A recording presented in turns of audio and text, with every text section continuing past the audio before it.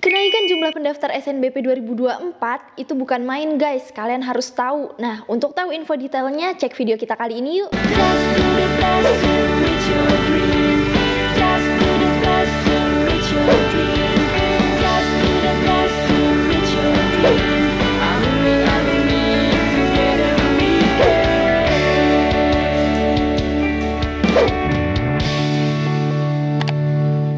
Mau belajar TPS UTBK 2023 versi terbaru?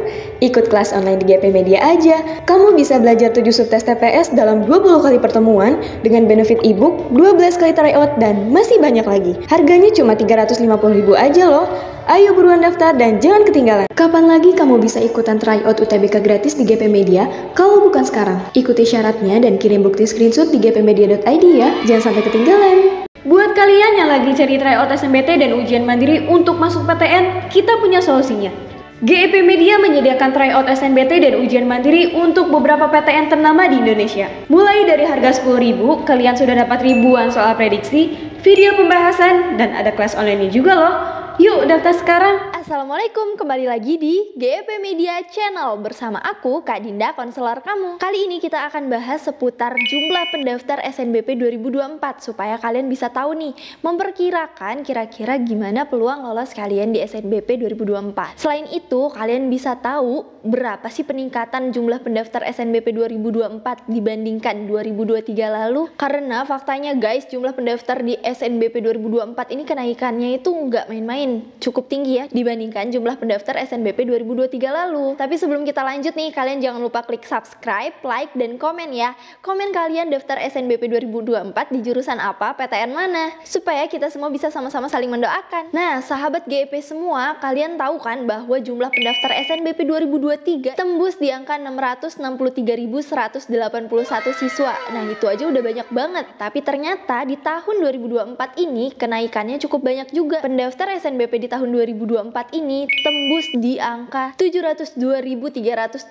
siswa. Nah, itu kan banyak banget ya teman-teman, kenaikannya sekitar 39 ribuan. Dan 39 ribuan itu adalah jumlah siswanya. Ibaratnya pesaing kalian itu jauh lebih banyak dibandingkan pesaing para pendaftar SNBP 2023 lalu. Nah, dengan kenaikan jumlah pendaftar 39 ribuan ini, maka persaingannya akan semakin ketat. Jadi buat kalian yang sudah mendaftar SNBP 2024, sudah deh, kalian coba lupakan dulu. Kalian coba tutup akun pendaftarannya, disimpan baik-baik, jangan gampang terdistraksi dan terlalu berharap dengan kelolosan di SNBP 2024 karena kan persaingannya banyak banget. Kalian bisa lihat nih dari faktor-faktor penilaiannya, kira-kira kalian itu masih bisa bersaing gak sih gitu untuk bisa lolos di SNBP 2024. Karena kalau dilihat dari banyaknya pendaftar ini, sudah tentu faktor-faktor penilaiannya akan semakin lebih kompleks. Jadi kalau kalian sebagai siswa eligible yang sudah mendaftar SNBP 2024 tapi kalian ngerasa dari faktor-faktor penilaian peluang lolos kalian itu nggak begitu besar, mendingan kalian langsung fokus aja di UTBK. Ataupun bagi kalian yang ngerasa memang pede nih bisa masuk di SNBP 2024, tapi kalau kalian lihat pesaingnya cukup banyak kayak gini dan tidak ada kepastian juga sampai saat ini untuk pengumuman SNBP 2024, jadi mendingan kalian langsung aja fokus untuk UTBK. Lebih baik kalian mempersiapkan dari sekarang daripada ketika nanti pengumuman SNBP 2024 ternyata kalian tidak lolos, kalian justru gelagapan nih, aku belum persiapan dan sebagainya gitu. Jadi mendingan kalian langsung persiapkan UTBK 2024. Karena kalau dihitung-hitung sekarang waktu persiapan kalian hanya tinggal 7 minggu lagi. Dengan 7 minggu itu harusnya kalian udah mulai start dari sekarang atau bahkan dari sebelumnya. Jadi kira-kira apa ya Kak yang bisa kita lakukan selama 7 minggu itu supaya persiapan UTBK-nya semakin efektif, efisien, dan juga memang penuh persiapan. Nah, jadi di sini Kakak akan bagikan 5 hal yang harus kalian lakukan untuk persiapan UTBK supaya kalian tidak menyesal. Yang pertama, kalian harus tentukan dulu kemana jurusan dan juga PTN yang mau kalian tuju supaya kalian tahu target skor yang mau kalian capai itu berapa untuk UTBK 2024. Ketika kalian sudah memilih jurusan dan PTN tujuannya, kalian tentukan target skornya. Kakak saranin di sini minimal ya 700 plus ya untuk skor UTBK-nya supaya kalau kalian mau lolos di berbagai jurusan dan PTN nantinya itu lebih pede dan lebih aman. Hal Hal kedua yang harus kalian lakukan adalah menetapkan peta pembelajaran. Peta pembelajaran ini sebenarnya bisa kalian susun dari kemarin-kemarin seharusnya. Tapi di sini kakak akan simulasikan selama 7 minggu ke depan kalian belajar untuk persiapan UTBK. Maka kalian harus persiapkan peta pembelajaran itu untuk 7 minggu ke depan. Nah, kakak juga pernah bahas pembagian materi-materi untuk belajar persiapan UTBK selama 8 minggu. Jadi kalian bisa cek aja di video itu untuk lengkapnya supaya kalian tahu peta pembelajaran itu seperti apa. Secara umum yang akan kakak jelaskan untuk peta pembelajaran yang harus kalian buat selama 7 minggu ke depan adalah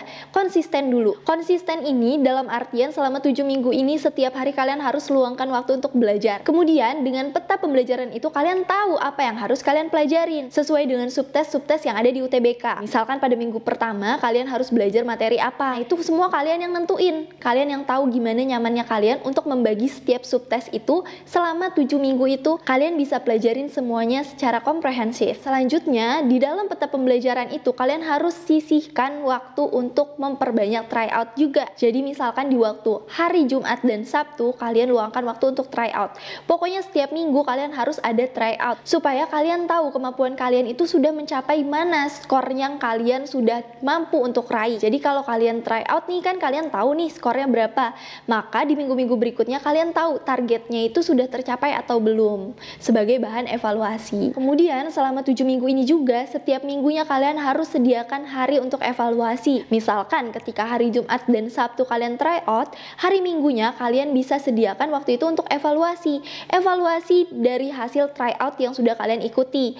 Di poin subtes mana yang kalian ngerasa lagi kurang. Kemudian hasil evaluasi kalian itu tentang kendala-kendala yang lagi kalian alami itu kalian jadikan perbaikan di minggu berikutnya. Jadi seminggu berikutnya kalian bisa perbanyak belajar di materi subtes yang memang kalian ngerasa lagi ada kendala di tryout sebelumnya. Kemudian kalian nanti akan tryout lagi, kalian akan tahu nih skor yang kalian dapat di minggu berikutnya. Selanjutnya, di minggu-minggu berikutnya kalian lakukan terus pola yang sama. Gimana kalian bisa susun materi pembelajarannya, kemudian kalian coba tryout di hari Jumat Sabtu dan hari Minggunya kalian jadikan itu evaluasi untuk belajar di minggu berikutnya. Dan kayak gitu terus selama 7 minggu. Nah, gitu ya teman-teman untuk membuat peta pembelajaran supaya persiapan UTBK kalian akan semakin matang. Disclaimer dulu, untuk peta pembelajaran ini kalian bisa rancang itu sesuai dengan kreativitas kalian. Kalian pasti lebih tahu mana subtes-subtes yang harus kalian maksimalkan materinya. Jadi itu bisa kalian susun aja selama 7 minggu yang pasti semuanya harus dapat jatah kalian pelajarin, oke? Nah, poin ketiga, seperti yang kakak sampaikan sebelumnya, kalian harus melakukan banyak sekali tryout. Nah, di sini kalian bisa ikuti tryout dari GEP Media juga teman-teman. Dengan berbagai paket tryout yang memang bisa disesuaikan dengan kebutuhan kalian bisa ikuti tryout dari GEP Media. Nah, untuk info lengkapnya ada di sini ya, tryout GEP Media. Nah, kalau ikhtiarnya kalian sudah lakukan semua yang kakak sebutkan tadi, poin-poinnya, dari mulai kalian menentukan target sebagai motivasi belajar, selanjutnya kalian susun peta pembelajaran dan kalian rancang gimana caranya supaya belajar kalian itu jadi lebih kreatif, nyaman, aman, dan bisa sesuai untuk mencapai target yang kalian inginkan. Yang harus kalian lakukan berikutnya adalah memaksimalkan jalur langit. Kalian harus perbanyak doa, ibadah, dan juga berbuat baiklah kepada orang tua. Nah, di sini beberapa kali kakak juga sudah sampaikan, untuk kalian mencapai karir impian kalian harus lebih dulu menggapai ridho orang tuanya dulu. Jadi kalau misalkan kalian masih ada kendala di pilihan jurusan dengan kendala ridho orang tua gitu ya, mungkin orang tua kalian ngerasa belum cocok dengan pilihan jurusan kalian, ada perbedaan pandangan antara anak dan orang tua. Nah, kalian coba deh selesaikan dulu itu. Kalian coba diskusi sama orang tua supaya orang tua kalian akan semakin giat untuk mendoakan kalian. Nah, itulah jalur langit yang bisa kalian upayakan saat ini. Jadi buat kalian yang masih ada kendala perbedaan pandangan sama orang tua juga kalian bisa ikuti yang namanya online assessment hipotes dari GEP Media. Nah, di situ kalian bisa tahu di mana minat dan bakat kalian. Kalian bisa jelaskan berdasarkan data kepada orang tua kalian. Jadi kalian bisa tahu di mana potensi minat kalian, kemudian kalian bisa jelaskan hasil online assessment test itu kepada orang tua kalian supaya orang tua bisa semakin tercerahkan berdasarkan data, bukan cuma berdasarkan omongan dan pikiran kalian, tapi memang berdasarkan data. Kalau itu saja belum cukup, kalian juga bisa melakukan yang namanya konseling bersama konselor. Nah, di GEP Media sendiri ketika kalian mengikuti yang namanya online assessment hipotes untuk mengetahui mengetahui minat, potensi, dan bakat kalian, kalian akan difasilitasi untuk konseling langsung bersama konselor. Bisa kalian secara sendiri atau kalian bisa bawa orang tuanya juga. Jadi kalian bisa memiliki penengah, yaitu konselor, penengah antara kalian dan orang tua, gitu ya teman-teman. Jadi kalau kalian masih ada kendala, kalian juga bisa ikuti yang namanya online assessment hipotes dari GP Media. Nah, jadi gitu ya teman-teman, berdasarkan kenaikan jumlah pendaftar SNBP 2024, kalian jadi harus tahu nih apa yang harus kalian upayakan saat ini supaya kalian tidak menyesal kemudian. Jadi cukup sekian info dari kakak untuk kali ini. Kalian jangan lupa stay tune terus di berbagai sosial media GEP Media supaya kalian gak ketinggalan info-info menarik lainnya. Assalamualaikum, see you, bye-bye.